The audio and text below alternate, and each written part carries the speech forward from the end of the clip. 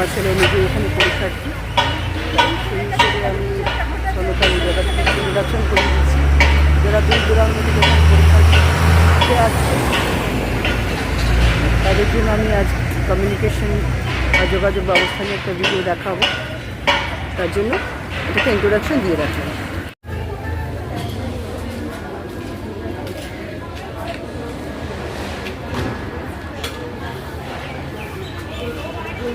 আজকে আমার ছেলে এখানে জয়েন্টে এক্সাম দিতে এসেছে।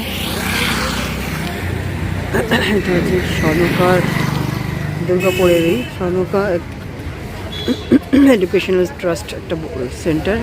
এখানে হসপিটালিটি অ্যাভেলেবেল। কোভিডের সময় এখানে খুব ভালো ট্রিটমেন্ট হয়েছে কোভিডের পেশেন্টদের। আজকে এখানে আমার ছেলের সিট পড়েছে জয়েন্টের। এখানকার পরিবেশ খুবই সুন্দর। কর্তৃপক্ষ মোটামুটি চেষ্টা করেছে যে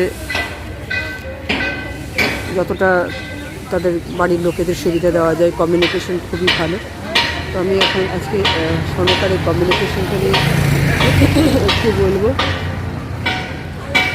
এখানকার কমিউনিকেশনটা নিয়ে একটু অনেকটাই কথা বলতে হবে। তাহলে অনেক দূর দূর থেকে যারা আসছেন সনকা হসপিটালে এই জয়েন্টের জন্য, প্রথমবার না বহুবারই এসেছে। এবার তাদের এখানকার টোটাল ব্যবস্থাটা নিয়ে আমি আজকে একটু কথা বলতে চাই। আপাতত আমি এটা একটা ইন্ট্রোডাকশন আমার দিয়ে রাখছি। প্রথমে দেখাচ্ছি, দেখুন ওপাশ থেকে একটা রাস্তা আসছে আর ঠিক উল্টো দিক থেকে একটা রাস্তা।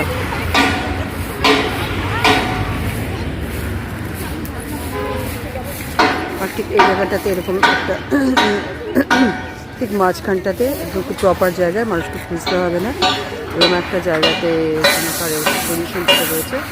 এবং সাথে সুবিধাগুলো কী আছে সেটা দেখিনি, পরবর্তীতে আমি কমিউনিকেশনটা বলছি। সাথে আপনার এখানে চা বিস্কুট খাবারের টোকানগুলো আছে এক লাইনে।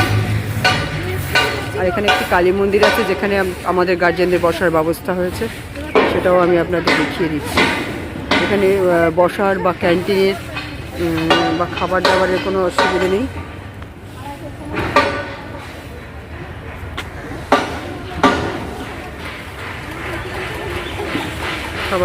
খাবার ইত্যাদির যে ব্যাপারটা সুবিধাটাও আছে।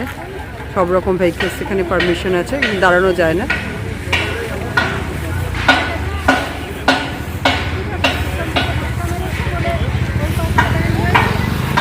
পরীক্ষা শুরু হয়েছে বেলা 3টে নাগাদ থেকে, আজকে শেষ হবে 6টা।